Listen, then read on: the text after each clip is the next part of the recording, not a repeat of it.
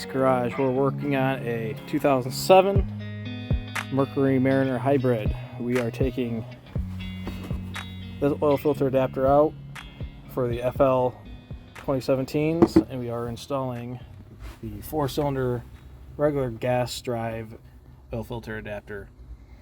So we can install the normal 910Ss that you would see on the later hybrids and all the 2.3 liter, 2.5 gas jobs. Yeah, everyone knows the dealers have a short supply of parts. My current dealer that I go to no longer stocks the 2017 oil filters for these vehicles. So today I am going to install this oil filter adapter so I can run the spin-on easier to find 910Ss. Now under the vehicle, we're going to do an oil change on this car since it's ready for an oil change.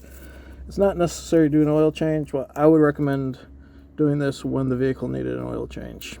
We'll start by getting a 13mm wrench or socket and ratchet and draining the oil.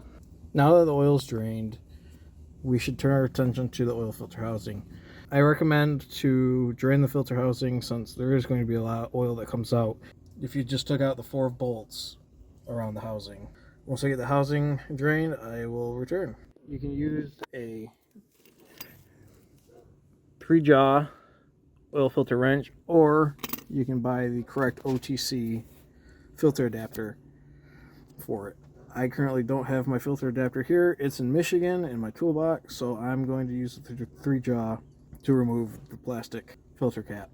So once this housing's drained, I will return. Now that the oil has stopped dripping on me, we will use a 10mm with a swivel and a short extension to get to the 4 bolts around the oil filter housing. We'll also remember to disconnect the oil pressure switch when we drop it down. I will come back once the filter housing is removed. Now that the 4 bolts are out of the oil filter housing, we'll go ahead and use our favorite tool in the world, brake clean, and we'll soak that thing just like Power Stroke Tech Talk with A-Rod says to. Spray the crap out of it.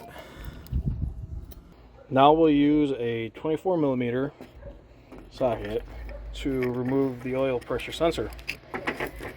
This should be in there just about hand tight. You should be able to get it out. Now we install it on the new one. I threaded in the sensor to the new adapter. We'll tighten it down and install it on the block. I will return when we have it installed on the block.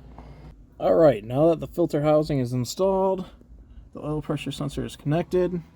We tightened these bolts to the specs listed in the workshop manual, which will be down in the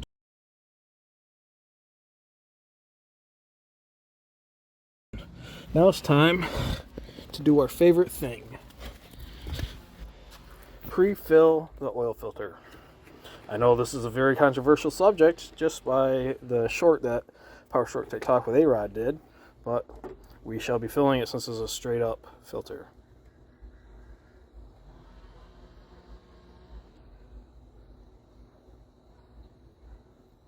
Now that the filter is pre-filled, we'll slam it up there and clean it off. Then we'll check for function.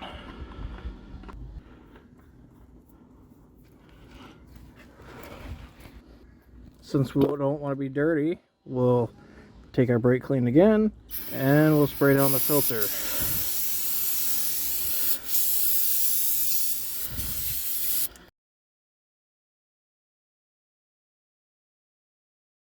What happens? You can see that our oil light does work. She started up, oil light went right out. We'll turn off the fan and we'll go take this thing for a test rip to see if we have any problems once it goes into hybrid mode. See you in a minute. Alright, so we're driving down the road. At the stop sign, this thing should go into hybrid mode.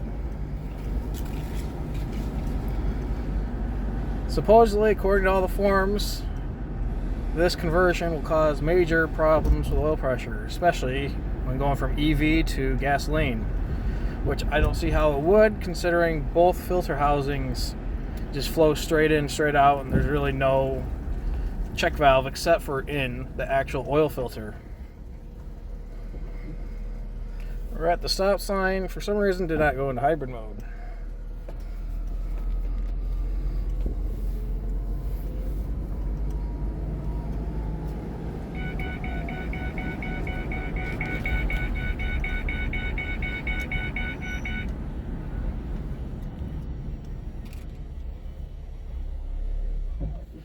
Alright, so we're now in EV mode.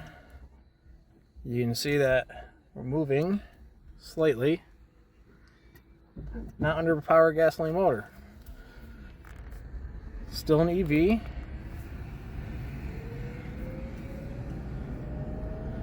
And we are going to go to gas motor here in a second. Go to gas motor, no oil pressure lights. We just have a seatbelt light because I'm not wearing my seatbelt. So, if you're interested in doing this conversion to your Mariner or Fusion hybrid that uses the cartridge filter FL910S, please take a look in the description for the part numbers. It's about a $50 swap if you use LakelandFord.com's parts catalog.